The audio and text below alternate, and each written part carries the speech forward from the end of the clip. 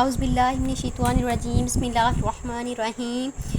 Welcome to the 9th class my dear students. आज जो है वो हमारा फर्स्ट लेक्चर है मैट्रिक्स पे। मैट्रिक्स मीन कालब पे। जो बच्चे उर्दू मीडियम हैं उनके लिए तो कालब बहुत ज़्यादा इंपॉर्टेंस रखता होगा। चले जी हम लोग एक्सप्लेन करते हैं जी। कालब पहले जो है मैं आप लोगों को बताती हूँ कि कालब जो है वो किसने किस सदी में बनाया, मतलब इजाद किया, इसकी थ्योरी डेवलप की। तो उसका नाम था जी आर्थर कैले। आर्थर, ये मैं आप लोगों को इसलिए बता रही हूँ कि पेपर में ये एमसीक्यूज़ अक्सर आ जाता है। किस सदी में? 19th सेंचुरी थी। 19th सेंचुरी, 19वीं सदी। और क्या था उसकी जो डेट थी वो 1858 थी। ठीक है, ये आपके जो हैं वो एमसीक्यूज़ हैं 3। ठीक है, इनको आप लोगों ने जहन में रखना है। अच्छा जी, अब मैं आप लोगों को बताती हूँ मैट्रिक्स क्या है। हमारे पास कोई भी नंबर्स मैं कह रही हूँ, ठीक है, नंबर्स क्या होते हैं? 0 1 2 3 4, कोई भी नंबर्स। ठीक है, इन नंबर्स को क्या करना है जी? एक शक्ल देनी है। कोई भी शक्ल दे दें, ठीक है, और उस शक्ल को एक बड़ी ब्रैकेट में बंद करना कहलाता है जी मैट्रिक्स। आपने पिछली क्लासेस में अभी तक सिर्फ सेट ही पढ़ा होगा कि सेट जो है वो उसको इस तरह जो है दरमियानी ब्रैकेट में बंद करते हैं। उसके अंदर जो है वो नंबर्स भी आ सकते हैं, न्यूमरल्स भी आ सकते हैं, कुछ भी आ सकता है उसमें। इनमें सिर्फ नंबर्स आते हैं मैट्रिक्स में। ठीक है, इसको बड़ी ब्रैकेट में बंद किया जाता है। ये इसकी निशानियाँ हैं। ठीक है, कैसी होते हैं मैट्रिक्स और इनको इनकी निशानदेही क्या है। अच्छा जी, अब सबसे ज़्यादा अहम जो चीज़ है वो ये है कि आप लोगों को ये ज़रूर पता होना चाहिए कि मैट्रिक्स आखिर बनता कैसे और कैसे आगे चलता है।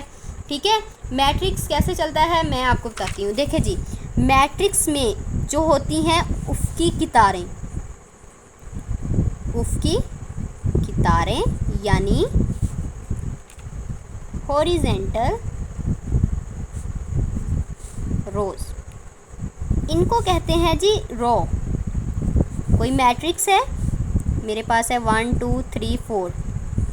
ये नंबर 1, ये एक रो है, मैं इसको रो 1 लिख देती हूँ। ये है जी रो 2। ये होती हैं जी रोज़, इनको जानना बहुत ज़रूरी है। ठीक है, दूसरी चीज़ है जी कॉलम। कॉलम क्या होते हैं? वर्टिकल, जो अमूदन होते हैं। ठीक है, अमूदन, देखें ये वर्टिकल है ना, इनको कहते हैं कॉलम। 2 चीज़ें आपने समझ ली। अच्छा, अब क्या करना है? अब अगली चीज़ है ऑर्डर ऑफ अ मैट्रिक्स।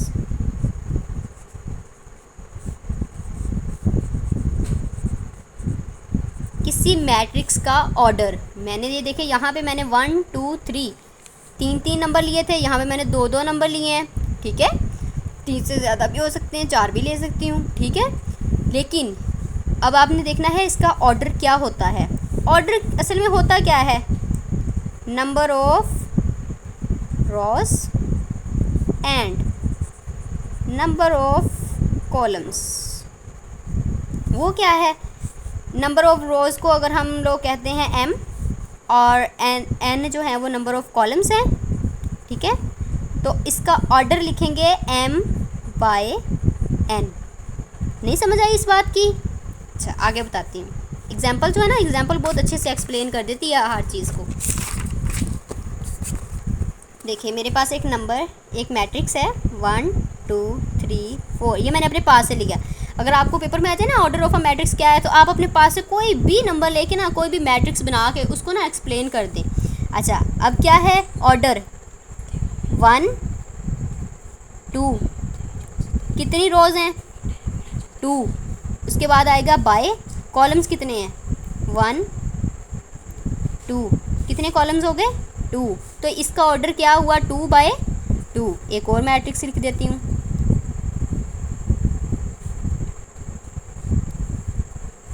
रो 1, ठीक, रो 2, रो 3, कितनी रोज़ हो गई? 3 बाय कॉलम कितने हैं? एक ये है और एक ये है। कितने कॉलम्स हुए 2, 3/2 यहाँ पे हो जाता है ऑर्डर एक्सप्लेन। मज़ीद वजाहत चाहिए तो आप लोग जो है वो अपने कमेंट में मुझे बताइएगा, मैं फिर भी आपको बता दूंगी कि किसी मैट्रिक्स में number of columns, number of rows उसके क्या कहलाते हैं, उसका ऑर्डर कहलाते हैं। अच्छा, अब हम आ जाते हैं इक्वल मैट्रिक्स। अब दो मैट्रिक्स कब इक्वल होंगे? दो मैट्रिक्स सिर्फ तब ही इक्वल होंगे अगर उनकी इंट्रीज सेम हो। देखिए इसमें 1 2 है, ये मेरे पास एक मैट्रिक्स ए है और ये मेरे पास एक मैट्रिक्स बी है। दो मैट्रिक्स हैं, इसमें 1 है, इसमें भी 1 होना चाहिए, इसमें 2 है, इसमें भी 2 होना चाहिए, यहाँ पे 3 है, यहाँ पे 3 होना चाहिए, 4 है 4। यानी अगर उनकी इंट्रीज यानी उनके एलिमेंट्स सेम हैं तो तभी वो जो है मैट्रिक्स, उसको हम इक्वल मैट्रिक्स कह सकते हैं। इनकी जो डिफाइंस है ना वो आप इन्हीं लफ्ज़ों से ख़ुद बना सकते हैं, ठीक है। If the entries of the matrix are same, 2 matrix having same entries are called equal matrix, ठीक है। सबसे मेन चीज़ होती है इसकी एग्जांपल लिखना। अगर आपको पेपर में डिफ़ाइन भूल गई या नहीं याद आ रही, आप कम से कम उसकी एग्जांपल लाजमी लिख के आएँ, क्योंकि आपको एग्जांपल के मार्क्स मिल जाते हैं। क्योंकि एग्जामिनर को पता होता है कि इस बच्चे को इस चीज़ का कंसेप्ट था, इसीलिए इसने ये एग्जांपल लिखी है, ठीक है। तो एग्जांपल मस्ट है। अगर आपको समझ आई है ना, देखिए एक मैं आपको एक और एग्जांपल दे के दिखाती हूँ। हमारे पास है 1 2 3 4, या फिर चलो ठीक है, ये भी ठीक है। अच्छा, अब सपोज करें बी मैट्रिक्स हो जाता है 2 3 -1 -2। सेम देखें यहाँ पे जो है, अगर सपोज करें यहाँ पे भी 1 2 ही कर लेते हैं। देखें 2 2 3 3, दो एंट्री सेम हो गई, 3 -1 4 -2। देखें ना, इनकी एंट्रीज डिफरेंट होगी तो ये इक्वल नहीं है। अगर सपोज कर लेते हैं हम लोग वहाँ, यहाँ पे भी -1 होता, मैं अपने पास से सपोज कर लेती हूँ, ये भी सेम हो गया, ये भी सेम हो गया, -1 भी सेम हो गया, यहाँ पे 4 है, यहाँ पे -2 है। कोई भी एंट्री में अगर फ़र्क आ गया ना तो समझ लें कि वो मैट्रिक्स इक्वल नहीं है, A is not equal to B, ठीक हो गया। अच्छा, उसके बाद एक और चीज़ मैं आप लोगों के सामने एक्सप्लेन कर देती हूँ। उसके बाद आप लोगों की आती है जी एक्सरसाइज 1। एक्सरसाइज है जी 1.1, ठीक है। ये जो पूरी एक्सरसाइज है ना, इसमें सिर्फ आपने जो है वो पहले क्वेश्चन में ऑर्डर बताना है, दूसरे क्वेश्चन में जो है वो आपने इक्वल मैट्रिक्स का बताना है, और तीसरी बात, ये जो क्वेश्चन मैं लिखने जा रही हूँ ना, ये बहुत ही इम्पोर्टेंट है। अभी आप अपनी बुक उठाएं और उसके ऊपर इस क्वेश्चन पे लिखें, वेरी वेरी इंपॉर्टेंट क्वेश्चन, ठीक है। ये क्वेश्चन बहुत ज़्यादा ख़ास है और ये आपके टेस्ट होंगे, पेपर होगा, जो भी होगा, ये क्वेश्चन लाजमी आएगा, इसके चांसेस बहुत ज़्यादा हैं, ठीक है। शॉर्ट क्वेश्चन में आ जाता है। अच्छा, अब क्या करते हैं, वो कहते हैं हमारे पास ये दो मैट्रिक्स हैं, इनमें क्या करनी है, वैल्यू मालूम करनी है, A B C, तीनों की क्या करनी है, वैल्यूज़ फाइंड करनी है। अब हमारे पास देखें, मैंने आपको बताया था दो मैट्रिसेस हैं, उनमें जो उनकी इंट्रीज होती हैं ना वो सेम होती हैं। अब मेरे इक्वल है ना, मतलब उनकी इंट्रीज क्या है, इक्वल हैं एक दूसरे के। देखें इसके बराबर क्या है ये, इसके बराबर क्या है ये, इसके बराबर ये। अच्छा, मैं इक्वल लिख लेती हूँ, A + C इज़ इक्वल 0, पहला लिख लिया। दूसरा A + 2B is equal -7।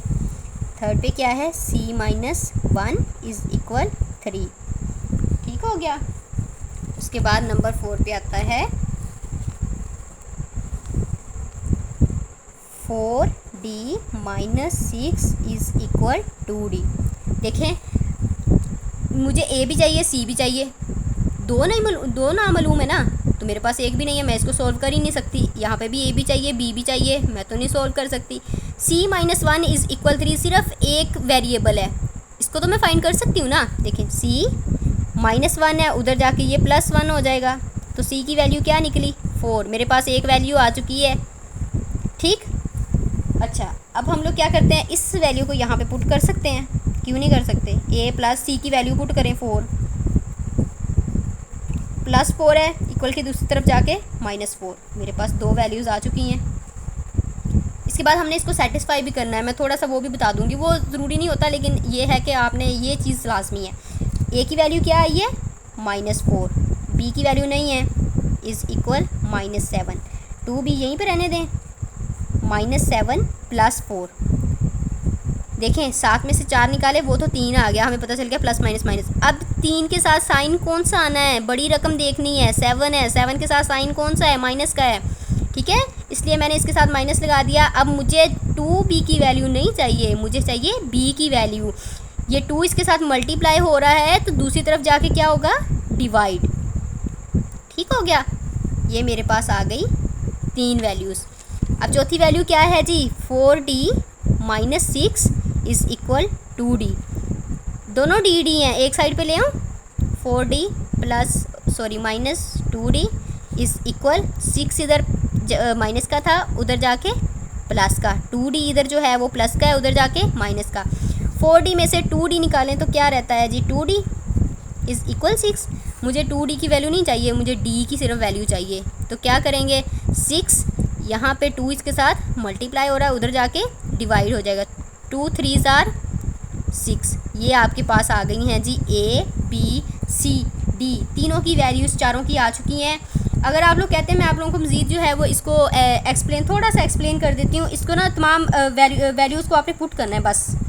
a क्या है यहीं पे, ठीक, a की वैल्यू क्या थी, -4, प्लस c की वैल्यू क्या है 4, पीछे से देख के पुट करते जाएं। a की वैल्यू -4 प्लस 2, b की वैल्यू है -3/2, ठीक हो गया। c की वैल्यू क्या है 4 -1, यहाँ पे 4, d की वैल्यू क्या है 3 -6 इक्वल किसके है 0 -7 3 2d, ठीक हो गया। हमने दोनों साइड्स को बराबर प्रूफ करना है, कैसे देखें, अभी हो जाएगा, 1 मिनट लगेगा। 4 में से 4 गए, -4 में से 1 गए, 3, 2 से हुआ कैंसिल, -4 -3 -7, 4 3s are 12, 12 में से 6 गए, सॉरी यहाँ पे हाँ जी 2d ही है। अगर हम लोग यहाँ पे, मैं आपको बताती हूँ, 12 में से 6 गए तो 6 रह गया, ठीक है। ये देखिए अब दूसरी साइड पे क्या है, 0 -7 3 2, d की जगह पे क्या पुट करेंगे 3, देखें 0 -7 3 6 इज़ इक्वल 0 -7 3 टू द 6। देखें दोनों साइड्स इक्वल है। ये मैंने किया है चेकिंग, ये ज़रूरी नहीं है पेपर में। अगर आप लोगों के पास टाइम है ना तो आप लोग इसको ज़रूर चेक करें। आपके पास वैल्यूज़ आ गई है ना, वैसे तो आप जिस छोटा सा क्वेश्चन है आपको वैसे रट्टा लग जाएगा, याद हो जाएगा। क्वेश्चन ही बहुत इंपॉर्टेंट है, 100 इंपॉर्टेंट लिख लें इसके ऊपर, ठीक है, बहुत इंपॉर्टेंट है। तो वैसे जो है जहाँ तक क्वेश्चन बस सोल्व हो जाता है, आपको 2 नंबर इसके मिल जाएंगे, लेकिन ये चेकिंग है, अगर कर लेंगे तो जो है वो आपको इसका नुकसान नहीं होगा। तो अगर कहीं से इसकी समझ ना आई हो ना तो आप लोग मुझसे दोबारा से पूछ सकते हैं, मैं आप लोगों को दोबारा एक्सप्लेन कर दूँगी। वीडियो जो है अगर पसंद आई है ना तो अपनी तमाम स्टूडेंट्स के साथ, तमाम फ्रेंड्स के साथ शेयर ज़रूर करें, ठीक है। तो इसको लाइक करें, सब्सक्राइब करें, अच्छे अच्छे कमेंट करें।